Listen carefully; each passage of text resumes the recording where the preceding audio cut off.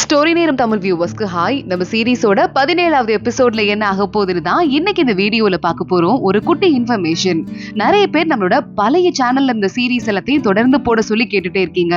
Problem வர 1-2 series இல்லாம மத்த எல்லாத்தையுமே கண்டினியூவஸா போட்டுட்டு தான் இருக்கும். ஆனா எஸ்என்டி லவ் சேனல்ல சில பேருக்கு எஸ்என்டி லவ்னு இன்னொரு சேனல் இருக்கிறது இன்னும் சரியா தெரியலன்னு நினைக்கிறேன். அதனால மறுபடியும் அந்த சேனலோட லிங்கை நீங்க கமெண்ட்லயும் டிஸ்கிரிப்ஷன்லயும் கொடுக்குறேன். சோ மறக்காம செக் பண்ணிட்டு இதுவரை யாரெல்லாம் சப்ஸ்கிரைப் பண்ணலையோ உடனே பண்ணிக்கோங்க. அதுல நம்ம பழைய சீரிஸ் ஓபனா தொடர்ந்து வந்துட்டே தான் இருக்கு. அதுவும் இல்லாம புது சீரிஸ்லாம் போடுறதுக்காக இன்னொரு சேனல் ஸ்டார்ட் பண்ற ஐடியாவும் இருக்கு. சோ எல்லா எபிசோடையும் மிஸ் பண்ணாம பாருங்க. அதுல புது சேனல் ஸ்டார்ட் பண்ணா இல்ல புது சீரிஸ் ஸ்டார்ட் பண்ணா அதோட நோட்டிபிகேஷனையும் நான் கண்டிப்பா கொடுக்குறேன். மிஸ் பண்ணிடாதீங்க. இப்போ டைரக்டா இன்னைக்கு எபிசோட்ல என்ன ஆக போகுது வாங்க பார்க்கலாம். நம்ம ஹோங்னி எந்த பக்கமா வந்துட்டு இந்த கீயை காட்டுனா அந்த டோர் ஓபன் ஆகும் குன்லூன் கிட்ட கத்துக்கிட்டால அந்த கீயை எடுத்துட்டு போயிட்டு குன்லூனோட அந்த சீக்ரெட் ஸ்பேஸ் இருக்கு அங்க போய் அதை ஓபன் பண்ண உள்ள இருந்து ஒரு சீனியர் வரான். நீ என்ன பண்ணிட்டு இருக்க அப்படின்னு கேட்க குன்லூன் தான் எனக்கு கார்டு கொடுத்தான் உள்ள வர சொன்னா அப்படின்னு சொல்ல அப்படியா அப்படின்னு ஹோங்னியா அவன் உள்ள கூப்பிட்டுக்கிறான். போய் பார்த்தாதான் தெரியுது இந்த இடம் பசங்களுக்கான ஜாலி ஸ்பேஸ் போல. ஸ்பா இருக்கு, மசாஜ் பண்ற இடம் இருக்கு அப்படின்னு எல்லாமே இருக்கு. ஐயோ ஆம்பளைங்களாம் ட்ரெஸ் இல்லாம இருக்கிறாங்களே அப்படின்னு ஹோங்னி ஒரு பக்கம் பயந்து போயிட்டு இருக்க. அப்ப தெரிஞ்ச குரல் ஏதோ அவளுக்கு கேட்கிற மாதிரி இருக்கு. பார்த்தா நம்ம லெமன் இங்கதான் இருக்கான். லெமனை பார்த்துட்டு இவன் ஒரு பக்கம் லெமன் டே அப்படின்னு கத்த ஆரம்பிக்க ஹோங்னி அப்படின்னு அவன் இன்னொரு பக்கம் கத்திட்டு இருக்கான். வரவங்களுக்கு எல்லாம் மசாஜ் பண்ற வேலையை அவன் பார்த்துட்டு இருக்கான். ஹோங்னியும் லெமனும் ஒன்னா உட்காந்து பேச ஆரம்பிக்கிறாங்க.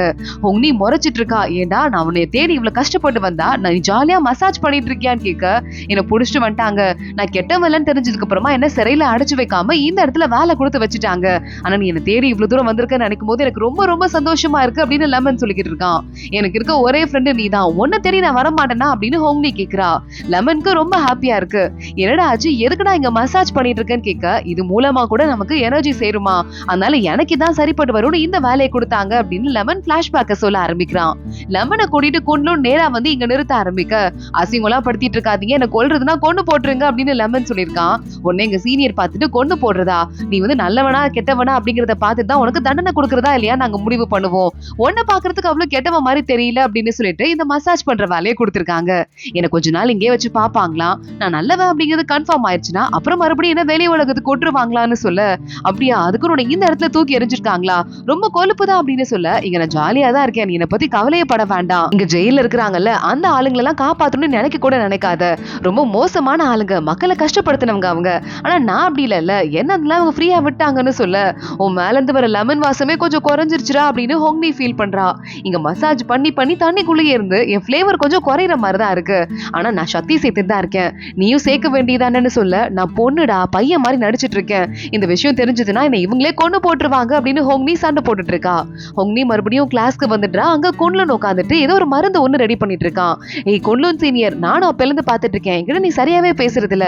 காயத்துக்குலாம் மருந்து போடணும் அப்படின்னா எனக்கு வந்து மருந்தெல்லாம் சிலது வாங்கணும், மூலிகைலாம் எங்க போய் வாங்குறதுன்னு கேட்க நான் மூலிகை வாங்குறதுக்கு தான் போயிட்டு இருக்கேன், என் மூலிகையில கண்ணு வைக்காத ஒரு முக்கியமான ஆளுக்கு கொடுக்கணும் அப்படின்னு குன்லூன் உனக்கு என்ன வேணும்னு சொல்லி வாங்கிட்டு வரேன்னு சொல்றான். ஹோங்னிக்கு முதுகுல எல்லாம் காயம் ஒருத்தர் இருக்கு, நம்ம ஜின்ஷுக்கு அது கேள்விப்பட்டிருக்கா. அந்த காயத்துக்கு தான் மருந்து தேடிட்டு இருக்கா. கரெக்டா அப்படின்னு குன்லூன் மருந்து கடைக்கு போயிட்டு வந்துட்டு கொஞ்சம் மருந்து ஹோங்னி கிட்ட கொடுத்துட்டு கொஞ்சம் மருந்து நம்ம லூஜு கிட்ட கொடுக்குறான். எனக்கு எதுக்கு மருந்து அப்படின்னு லூஜு கேக்குறான். உன் மேல ஏதோ காயம் இருக்கான், உனக்கு மருந்து கொடுக்க சொல்லி அந்த பொண்ணு இருக்காளே என் டைம்ல தங்கி இருக்காளே இங்க அந்த பொண்ணு சொன்னா அப்படின்னு லூயாவை பத்திட்டு சொல்லிட்டு போயிட எதுக்காக அந்த பொண்ணு எனக்கு மருந்து கொடுக்கணும் அப்படின்னு லூஜு யோசிக்க ஆரம்பிக்கிறான். குன்லூனுக்கு வர லைட்டா பொசிசிவா இருக்கு. அடுத்த நாள் காலையில ஹோங்னி மாஸ்டரை பார்க்கணும் அப்படின்னு முன்னாடி வந்து நின்னுட்டு இருக்கா. ஜின்ஷு வெளியே வரான். எதுக்காக இங்க வந்து நிக்கிறேன்னு கேட்க நான் மருந்து செய்யறதுல ரொம்ப ஸ்பெஷலிஸ்ட் மாஸ்டர், உங்க முதுகுல நிறைய காயம் இருக்குன்னு கேள்விப்பட்டேன், இந்த மருந்து போடுங்க பறந்து போயிடும் அப்படின்னு ஹோங்னி சொல்ல பழைய ஞாபகம் எல்லாருமே வந்துட்டே இருக்கு ஜின்ஷுக்கு. ஆனா எனக்கு இருக்கிற காயத்துக்கு இந்த மருந்து சரிப்பட்டு வராது அப்படின்னு ஜின்ஷு சொல்லிடுறான். அப்படின்னு பார்த்து வெளியே நிறைய பிரச்சனை நடக்குது அப்படின்னு சொல்றாங்க. ஜின்ஷு நேரா கிளம்பி வெளியே வந்துட்டு இருக்கான். பார்த்தா ஹோங்னியோட அம்மா அப்பா ஊர் மக்கள் எல்லாம் கூட்டு வந்துட்டு என் பொண்ணை இங்க கூட்டு வந்துட்டீங்க வெளியே அனுப்புங்க அப்படின்னு பிரச்சனை பண்ணிட்டு இருக்காங்க.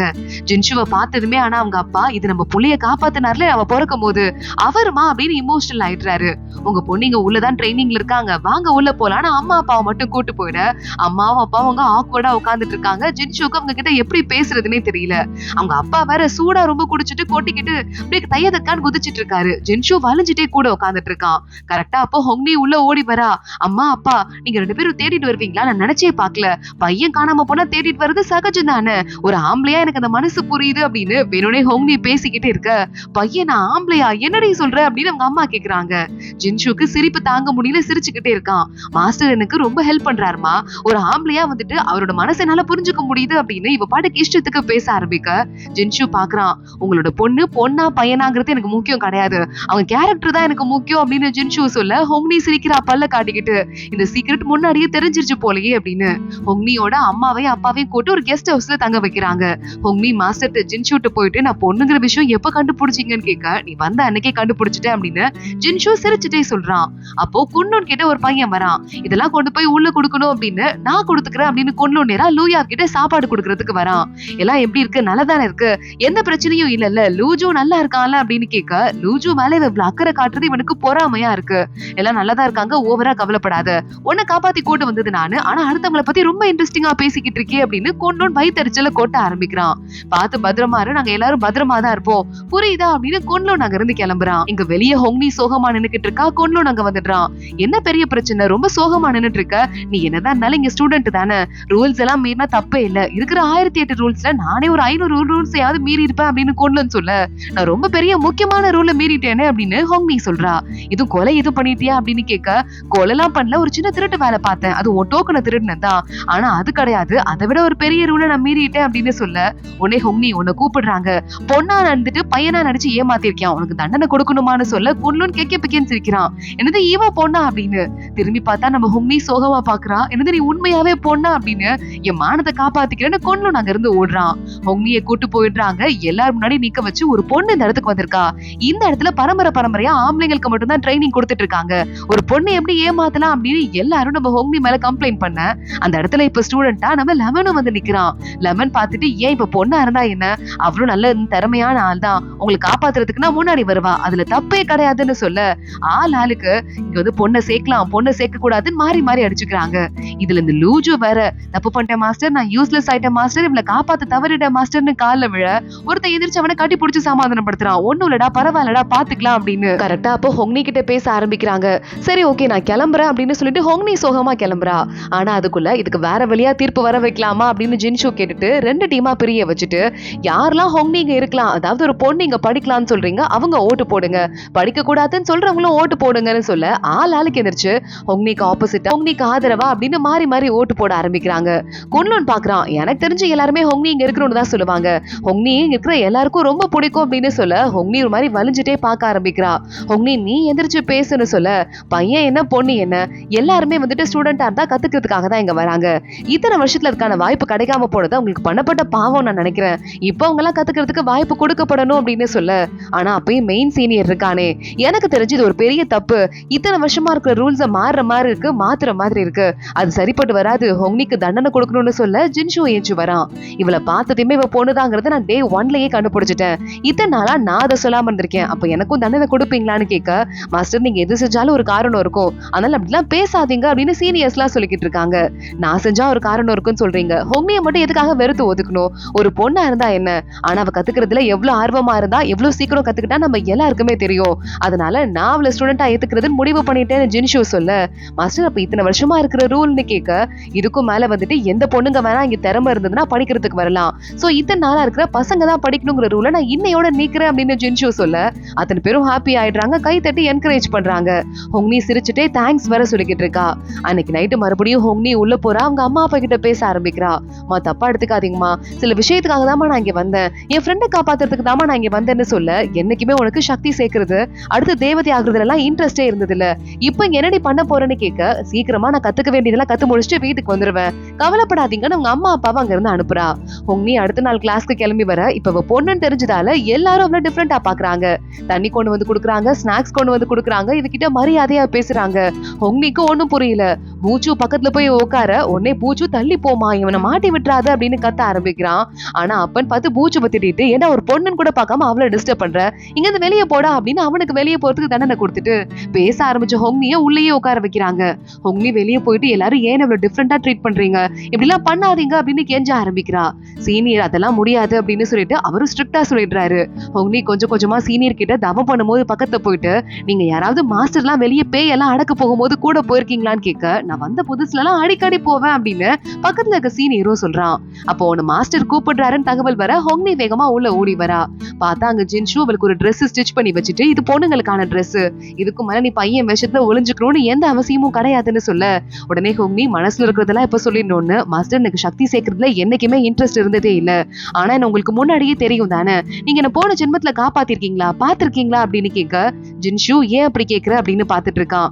இல்ல உங்களையே நான் வந்துட்டு சின்ன வயசுல பாத்திருக்கேன், சின்ன வயசுல இருந்தே ஒருத்தர் காப்பாத்திட்டே இருப்பாரு, நான் ஆபத்துல பொதுவா மாட்டிக்கிட்டே இருப்பேன், அது மட்டும் இல்லாம எனக்கு கனவுலயும் வந்துட்டு இருக்கோம், நான் ஒருத்தரை பாக்குற மாதிரி, அது ஏதோ எனக்கு போன ஜென்மம் மாதிரி தோணுது, அப்ப நீங்க என்ன பாத்திருக்கீங்களா, உங்களை எனக்கு தெரியுமா, நீங்க தான் என்ன காப்பாத்திட்டே இருக்கீங்களா, எனக்கு ப்ளீஸ் உண்மையை சொல்லுங்க, சில சமயம் எனக்கு தெரிஞ்சுக்காம இதயம்லாம் படப்படன்னு துடிச்சு வலிக்கிற மாதிரி இருக்கும், என் கனவுல வர்றது நீங்க தானேன்னு கேட்க, அது ஒரு சாதாரண கனவு, அதை புடிச்சிட்டு நீ மறுபடியும் கேள்வி கேட்கறதுல அர்த்தமே கிடையாது, ப்ளீஸ் இங்க இருந்து அமைதியா போயிட்டு வேலையை பாரு அப்படின்னு சொல்லிட்டு ஜின்ஷு ஹார்ஷா பேசிடுறான். இப்ப நீ என்ன அந்த கனவுல வர பையனை கல்யாணமா பண்ணிக்க போறேன்னு கேட்க, இல்ல அதுக்கு இல்ல, ஜஸ்ட் நான் அவரை வந்துட்டு பார்த்து தேங்க்ஸ் சொல்லணும்னு ஆசைப்படுறேன் அப்படின்னு ஹோங்னி அழுதுகிட்டே ட்ரெஸ் கூட எடுக்காம அங்க இருந்து கிளம்பிடுறா.